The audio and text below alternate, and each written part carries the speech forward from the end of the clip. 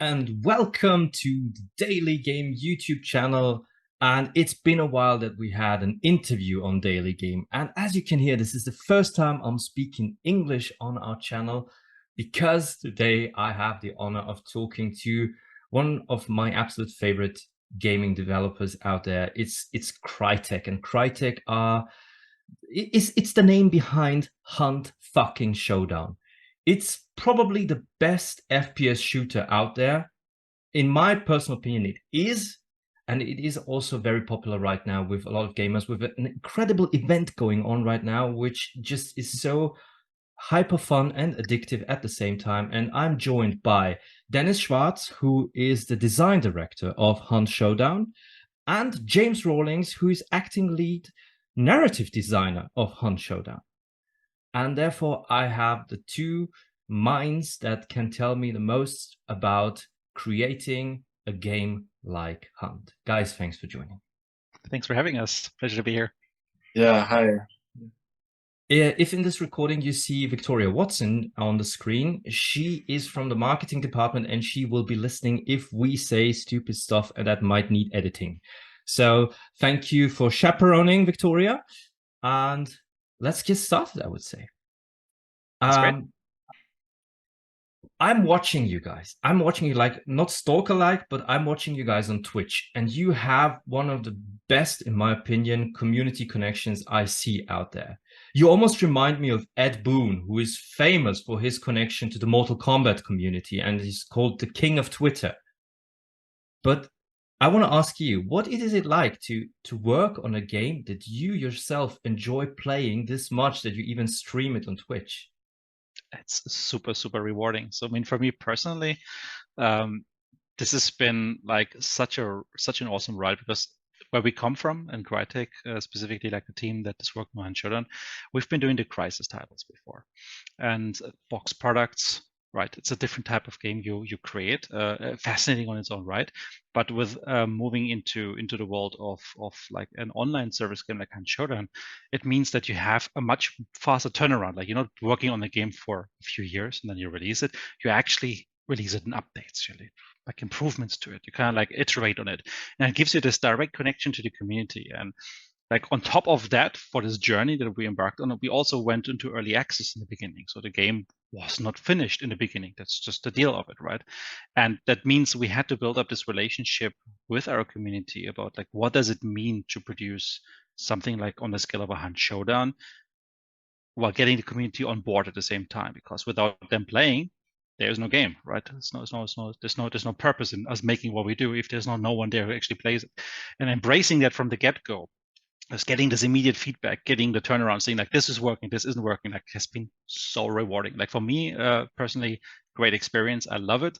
And then on top of that, it even is a game that I really enjoy playing myself. Yes, you said it. Like, I just have such a great time playing it in my free time, and that helps me get even closer to the community and be even closer to this feedback loop and this dialogue with the community, just seeing what's going on.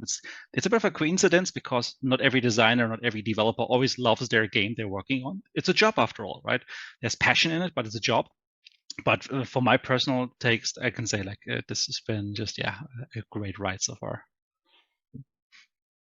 Yeah, no, to build on that, I think it's super rewarding, and I think that, it's also such a, I don't know, unique privilege in video games to see and watch people sort of enjoying the thing that you've put your time and heart into.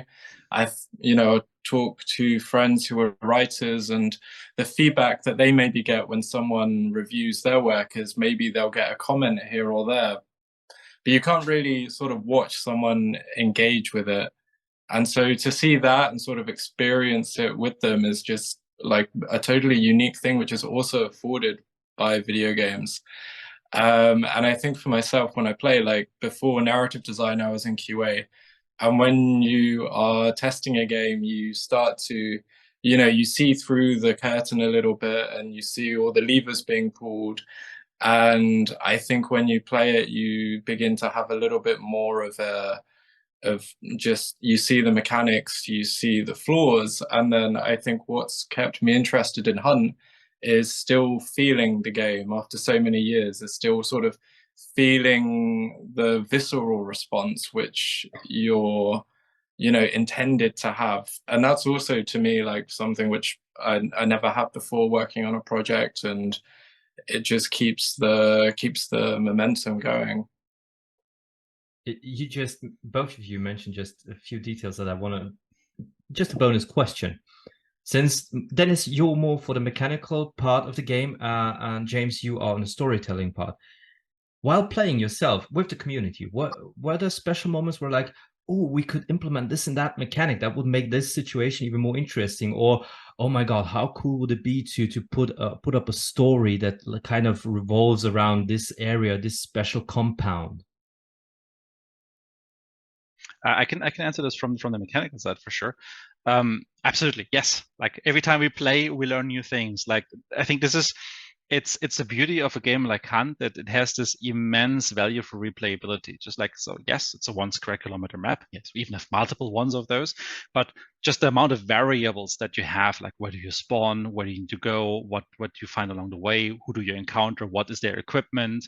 You might have the same fight, right, a million times, but it's still going to be very different each and every single time, just because variables are different, right? Even as similar as like, well, he had a sniper rifle this time, maybe he has a shotgun next time. Just changes entire dynamics of this. And being exposed to this kind of like replayability of encountering. Okay, I've learned a new facet of a fight in this particular compound, right? Just this time, because of how things played out. Obviously, that makes your brain go crazy with ideas. Like, okay, well, maybe, you know what, we should maybe do something to the level party. Maybe a new entrance here could be really cool, because this one was really screwing us over as we played the last time. Like we couldn't go through, but maybe it's overkill. So let's talk about it, right? Or maybe we need a tool for it. Maybe we need like a thing. Or would it be great to have like a flying camera? I can go and scout ahead. Well, guess how the Beetle came to be. It's these type of ideas that obviously are kind of like spawned from us interacting with the product and with the game, and just understanding, even to this day, new things about our own game as we play over and over and over again. So mechanically, yes, absolutely. Interaction with playing the game is key to even think about what could be improved in the future. Yeah, and I think watching people sort of respond to the story or the sort of setting and the atmosphere, and seeing what interests people and where they speculate and where that leads is a hugely rewarding thing for myself, and I think everyone else who's doing the narrative. And I mean, the storytelling is really told by the whole team as well. You know, like from our side, we just create a part of it, but you know, so many great artists and designers bring everything to life and sort of build on that world. That I just think it's so great to sort of see how people engage, and what captivates people's interest is always a little bit surprising. And yeah, I think that also a lot of the story of Hunt is the story of hunters. So I think watching players engage and, you know, sort of discuss with each other or strategize in this way is also very much, you know, a lot of the time you see players and the way that they play the game is sort of, you know, they're immersed in it, and seeing how they sort of respond to situations or negotiate or tackle issues is also sort of seeing the story that you imagine played out a little bit. And that's also like very, very inspiring to see, sort of think like, well, how do people interact in this world? How, you know, how do they solve issues? How do they work together and so on? And it all feeds back into it. Yeah, and consequently, like how do they make up their own stories along the way, right? Like what's like their own narrative? Like are they attached to their hunter, and like the prime directive is keep that hunter alive, and then that manifests in playing like a rat, just taking the shadows, like not taking any risks, or just like how you want to progress that hunter. I think it's very, very, very like different for every player, like how they can approach this for themselves, and therefore how the relevance of that changes on a narrative level. Yeah, storytelling is, you know, a lot of it is all about stakes.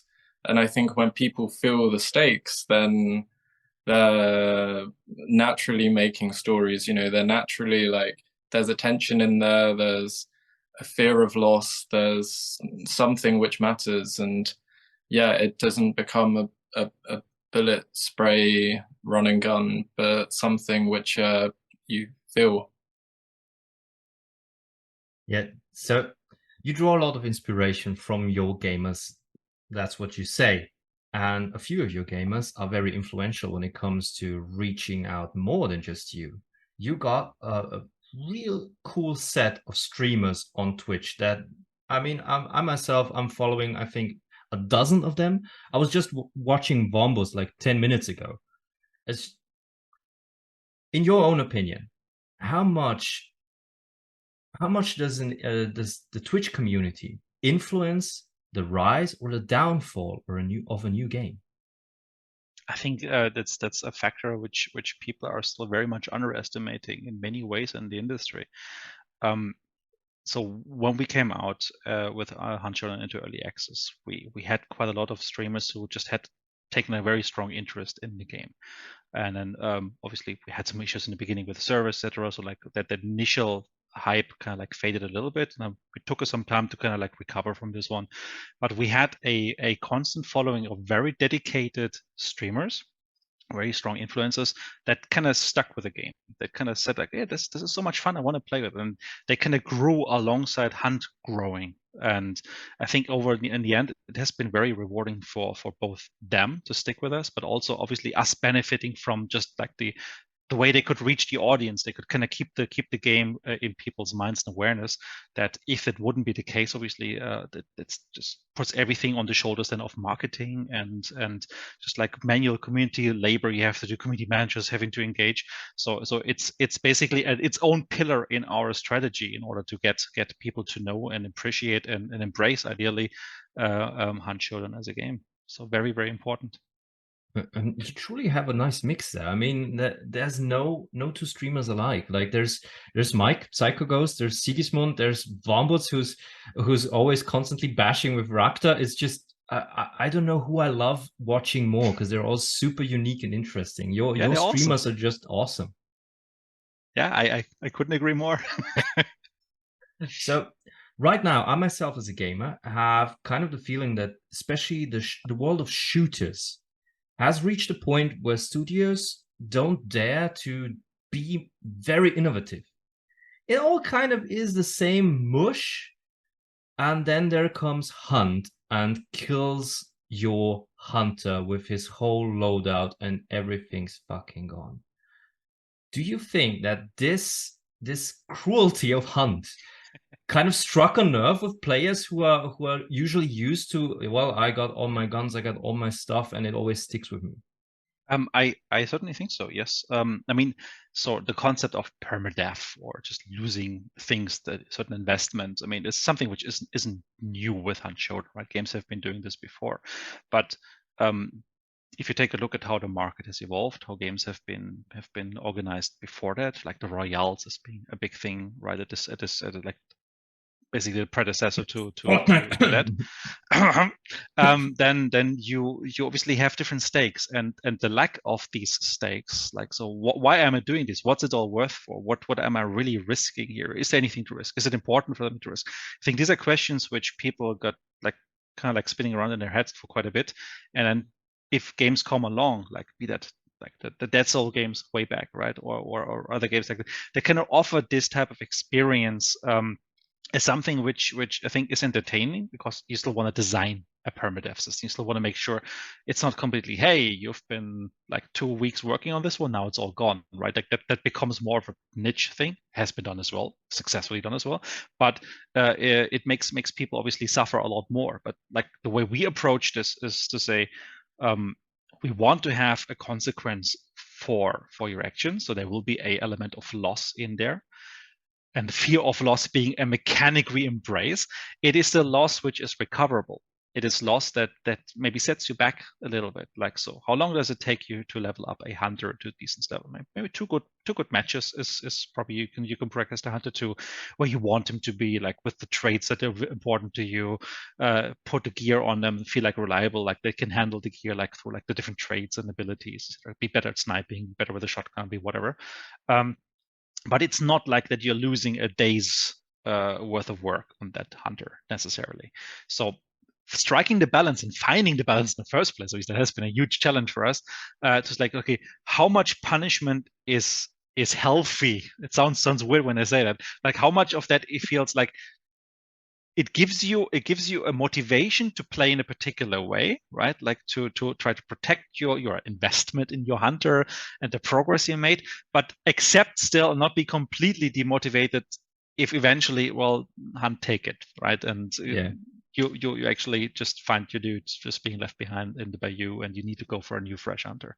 And I think making that a thing has been one of our biggest struggles and the biggest investment of our time when we started to balance the game initially, finding the sweet spot for that. But as I think we're in a good spot there, it has actually turned out to be very, very rewarding for us.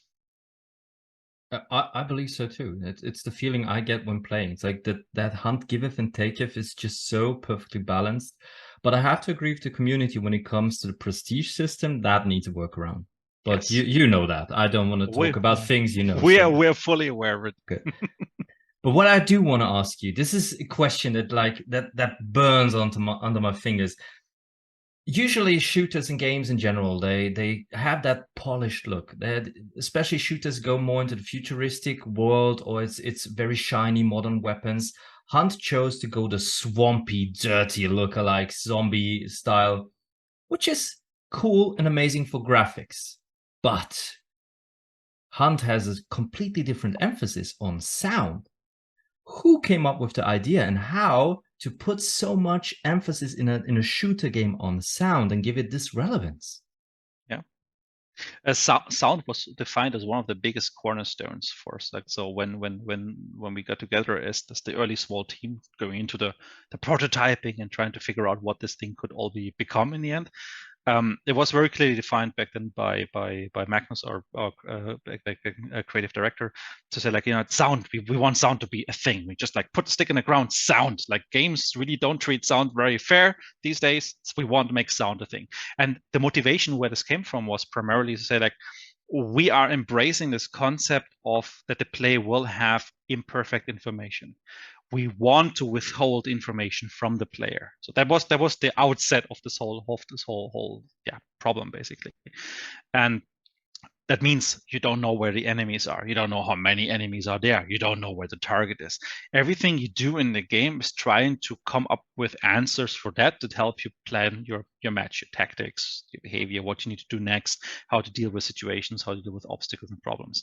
And ultimately, sound has proven itself in our prototyping to be the one thing that can give you the most reliable information. Gunshots in the northeast. Someone is there. I don't know where exactly, but I can abstract some information from that, right? Like, so yeah, it's probably a rifle. It's probably high powered. They're probably like a couple hundred meters away, rather than very close. Sound carries information very well. And in a game where it's all about playing cat and mouse a little bit, where like you just have this square kilometer and there's just like a handful, a dozen of people on that area, you want to provoke them to reveal themselves. Like, you want to provoke them to step out and make themselves known to others. However, if you leave it to them, many of them will choose to never do that, right? Why would you? So the mechanics we came up with were about, like, how can we make them reveal themselves without them really wanting to? And this is when the ideas came for birds going up in the sky.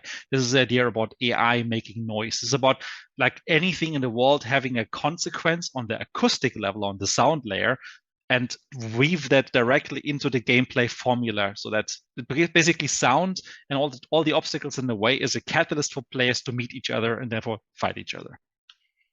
And one of the great additions in sound. Oh, sorry, James. Apologize. Sorry. I was just going to carry on. Exactly. When, in your question, talking about the significance of sort of the horror aesthetic, very much as well in the soundscape. Like, horror games often fake it. They create dread, or they create a sense of stress or worry through just random noises, sort of creaking. And I think when the sound designers were initially working on it, it was very important that every one of these sounds originates in something. So you don't get this kind of faked effect of horror sound, but it's real and it's situated in the world. So I think in order to sort of convey that feeling that aligned with sort of the visuals and the gritty feel was to have that be rooted in the world. Yeah. I think on top of that, like we also try to make sure that we keep in control of what can emit sounds and how that translates into a rule set for the player to learn.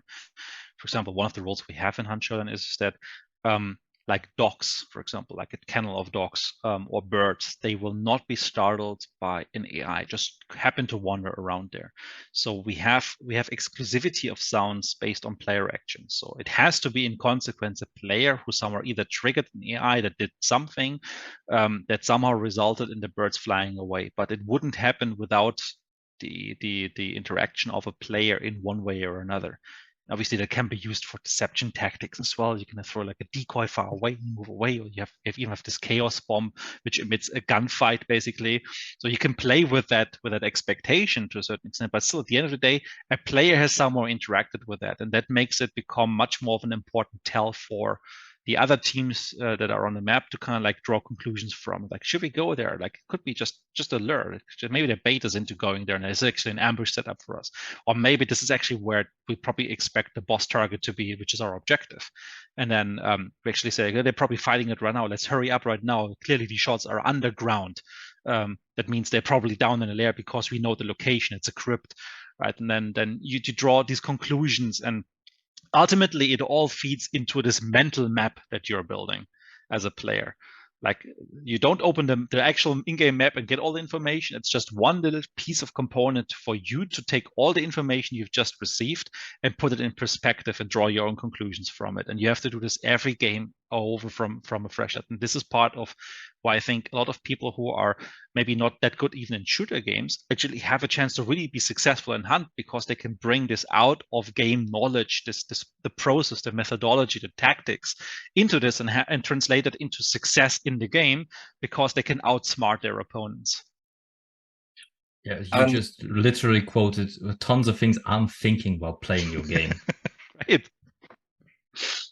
And I think for me, what's really exciting about Sound in Hunt is with the new Thundershower wild condition is really sort of pushing the soundscape and introducing all of this noise from the rain and from everything coming down. And I think that's like where we've really been pushing and expanding on that recently.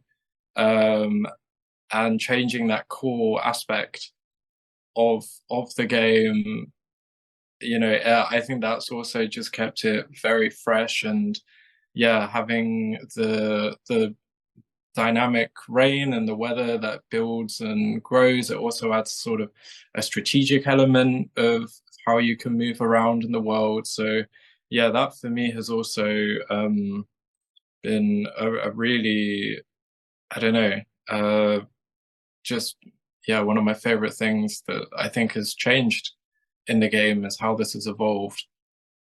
You just read my mind, James, because I wanted to use the rain as a segue for my next question.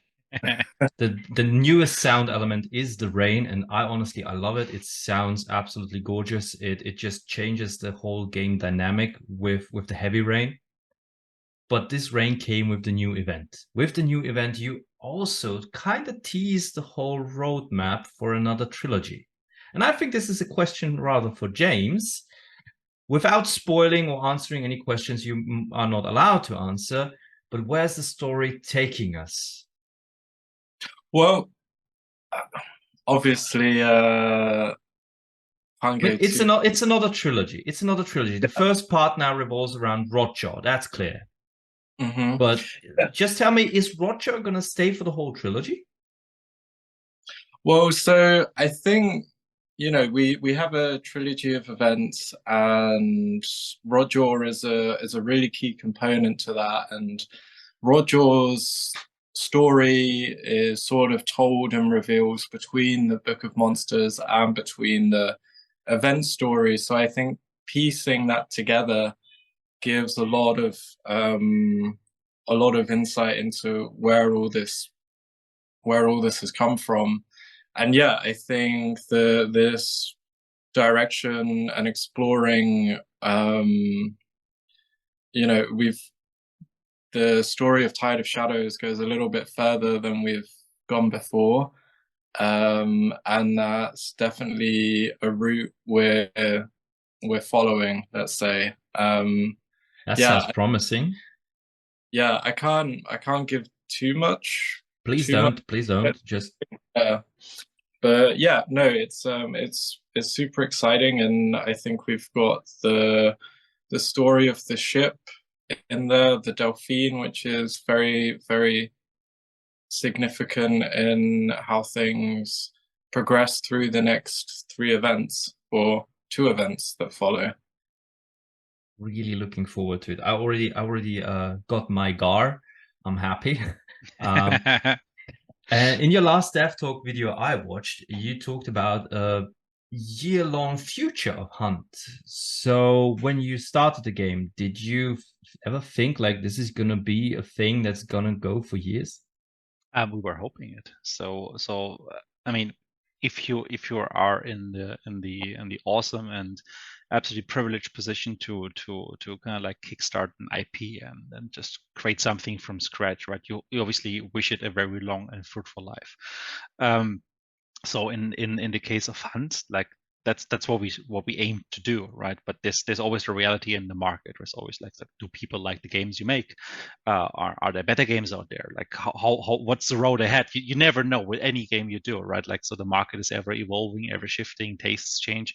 So this is nothing where you can say, oh, we plan for this to be exactly like this forever, right? Like, so first we need to establish ourselves. But like at one point during our development, obviously, as we see the game matures, it has its audience, it has the people who can appreciate and come back to it, and it keeps on growing even after years. Yeah, exactly. Right. You become a lot more confident about like, okay, you know what? Let's shape up a longer term roadmap. Let's see like where would you see this in 5 years and 10 years, and ideally like I want to do this for a long time to come. And I think running out of ideas is not going to be a thing for us. I certainly hope so. Speaking of ideas, yet another great segue here. You just introduced with this event a new moving target, not boss. Roger is a target. Roger. And how do you come up with these kinds of things, those ideas for new creatures to put in Hunt? Maybe this is also yet again a question for James. How did you come up with the idea for Roger or a fucking emulator? Or where do you draw the inspiration for creatures? It's a very collaborative process. You know, I think in the process where we came to Rotjaw, we had a really great exchange, I think, of game design and system design, sort of outlining possibilities, interesting interactions that could work. You know, how we could create new challenges for the player, and sort of narrative would take that, and then we'd sort of think about, okay, then how could we realize this? Like, what could be some things that are a bit, you know, that could embody these qualities, that could fulfill these actions. And then, you know, also art took these and sort of developed them into fully realized visuals. And then it's always like an interchange between a lot of different people with a lot of different specialties, and always sort of finding and focusing on, you know, what's the most fun option we can come up with, what's the most interesting option, what's the best looking option, and sort of coming together to slowly form. So yeah, a lot of these things can situate in like a very sort of simple idea that can grab people and pull people along, but we can also evolve these ideas based on what everyone can contribute. So yeah, I think Roger was also a really fantastic process to also, you know, be a part of, but also, you know, a lot of I don't know, what was a lot of tears gone into that, and yeah, it's turned out fantastic. And then there were also, you know, a few turning points with the development of Rotjaw, you know, where things were like, okay, how can we push this? How can we make this creature, this thing, more interesting? So maybe to go into some specifics, but sort of Rotjaw has this this area of effect attack, which it does. Quite annoying, might I say. Yeah, so this was something that sort of evolved over time and was the response to different challenges. And again, you know, we came up with sort of the gameplay necessity first for something, and then thinking about, well, how can we explain this with the narrative? How can we represent this visually? And going back between people and circulating these ideas until we sort of find something which we think is also great and is a development of the character. I just came up with an additional question to this topic of creation. Was there ever a, let's say, a grunt, an AI or an idea, maybe even a mechanical thing that you guys down the road thought, nah, that's too crazy. We can't put that in the game. And today it's in the game. Yeah, to be fair, like Roger is a very good example of like challenging ourselves on this whole concept of our bosses, our boss targets. They live in layers. There's bespoke rules that are around them. We avoid them being outside because then there's all the unpredictability about like what happens if it dies in the middle of an area it's really exposed. How do you prevent like the attackers having an easy time overwhelming whoever has killed it, or even like jumping in? Like the lair has always been a protective shelter, both for those who are engaging with the boss targets, like the butcher, the spider, etc., but also kind of make it interesting during the banishing sequence afterward to kind of like be a defensive position. And it helped us to kind of balance this encounter around, so it doesn't feel like if you're the first one going to a boss target, you're always at a disadvantage because everybody else can jump you. So Roger has kind of proven us wrong on this assumption that we can never ever get the bosses safely out of our boss layers, because the way we have developed it and iterated on it, like we come up with a balance. It's like, you know, we can make it happen. It has to follow a bit of different rules. That's why we also categorize them as wild targets. So they're not exactly just a boss outside, but they allowed us to say, like, you know, we shorten the banishing. There's a different reward for it. They're still kind of contained to a certain area, but we allow you to make the fight a bit quicker. So it's still worth like taking the risk. You don't feel too overwhelmed. So it is possible. And if you would have asked me like 2 years from like earlier, like in the past, like if I think it would ever happen, I probably said like, oh, I don't see that, right? So that's one thing where definitely we managed to kind of like surprise ourselves even a little bit, even if it's quotes just another boss target. In a way, it's a wild target, but it follows similar rules. But still, like the prospect of moving it out the layer has been a big undertaking for us to get right. Yeah, I think exactly that. You know, we sort of we established rules and ideas, and then Rotjaw specifically changed a lot of those, and it broke all of the rules that we had. So it's also exciting to sort of see like, okay, if we can do that, you know, what else can we do, and how can we, I mean, sort of the rules that we have of what works in Hunt and what doesn't is always up for expanding. And I think it's sort of, you know, limited by what we can make work. And I don't know, it's just very inspiring to see after so long that we can still like revise this and we can improve it and we can come up with better solutions. I mean, I think for Rotjaw specifically, sort of the length and the intensity of the fight is a great way that it's balanced against the, you know, possibility that you're a bit vulnerable and exposed. And I mean, I've been double ambushed fighting Rotjaw quite a few times, and yeah, I think getting that, and it all comes back into the risk reward axis of Hunt, which is always like, is this a risk that I want to take? You just made a segue for a later question, man, which I'm going to pull forward right now. Hunt giveth and hunt taketh is like the credo of hunt. You never know if your attack or your defense will pay off and you lose everything. Like you just sneak into a compound and you face the barrel of Romero and yeah, you're done. What's your personal hunt giveth and hunt taketh, more taketh moment where you're like, oh my God, I hope nobody saw that. So I had one recently, and I must say, because I was putting my teammate on the spot because it wasn't actually me, but so I suffered through this emotionally. There was this one moment we were in a fight, and one of the teammates wanted to just like throw a frag bomb, just like make sure we can like get the guys to back off or even maybe kill one. And at the same time he was about to throw, the other teammate stepped in front of him. So he threw against the shoulder of that second teammate. It bounced off. And I was the last in the row. So I saw it all happen and play out in front of me. And I was even turning around to see if I could make it. And in the end of the day, all three of us were lying dead on the ground from our own frag grenade. And I think this has emotionally hurt me quite a bit when it happened. It's been a couple of weeks ago, all but three of you? Yeah, I'm still not sleeping so good after this, but that hurts.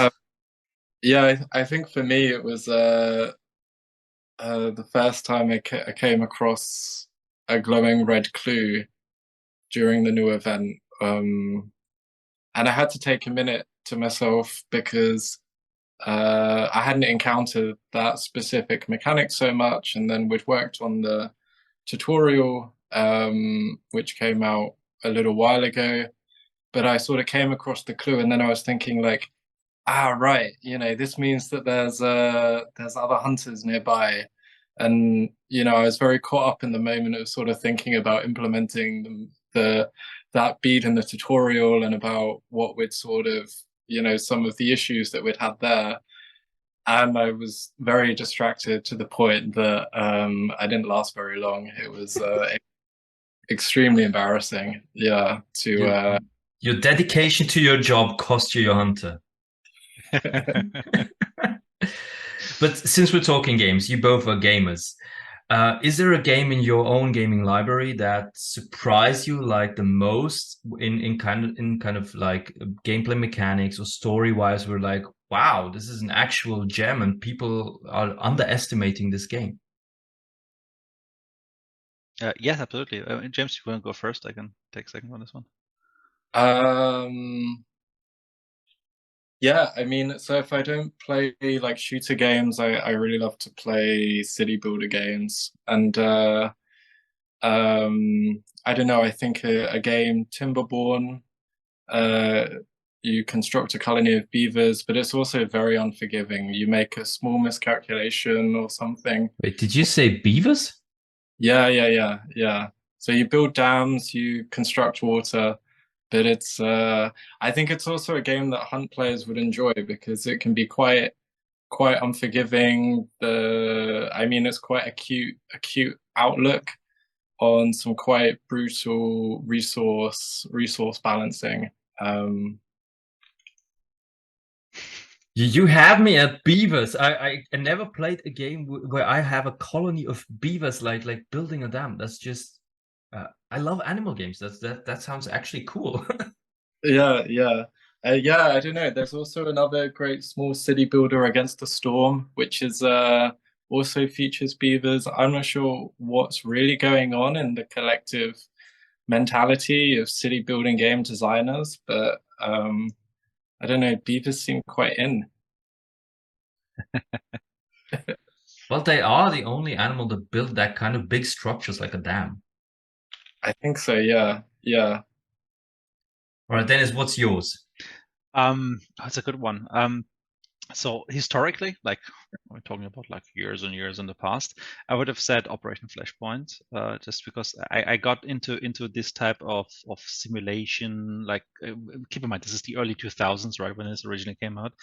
That kind of give you the sandbox experience about like being able to construct your own missions, have co-op sessions, create multiplayer missions, or like the power of the editor that game came with, and the flexibility and freedom, and therefore also the mod scene that thrived from that game, has sparked so many great concepts that turned into their own games over the years, like be that DayZ, be that like even like PUBG and other games.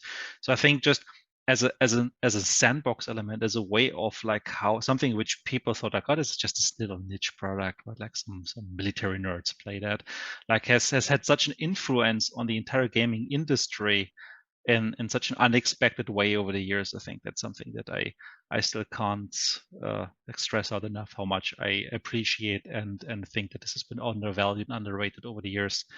And it makes me very happy to see what has come out of that sandbox, that universe, and has enriched our gaming experiences last years. Talking about the gaming industry, the most growing and influential part right now is mobile gaming. And a lot of shooters have made like the passing over to mobile games like PUBG, like Call of Duty, and even Battlefield. Is there any idea of ever going that step? We wouldn't be Crytek if there wouldn't be ideas about everything, right? Like everything is a possibility, everything is a potential. Sure. I don't want to make it too like I don't know. I don't want to ask questions you're not allowed to answer. Yeah. So obviously we can't talk about anything that is regard to like potential ideas, features, new products, etc. But I mean, as you said rightfully, big trends in the industry, it's always important to keep an eye out for it and see whether this fits or doesn't fit for whatever you're doing with your own IPs and products, right? Yeah. And to be honest, I myself couldn't like even picture it, playing Hunt on a mobile device, but as you never know, you guys made everything possible so far. But there's one thing I really have to ask, and I know that the question is provocative and it's a topic that you most likely won't be talking about. The future of Hunt. Will there ever be a Hunt 2, or will Hunt Showdown grow and grow into the oblivion? That is a very good question. So I do hope that there will be not only a Hunt 2, there will be a Hunt 15, a Hunt 25, and a Hunt 50 generations after I have stopped working in this industry.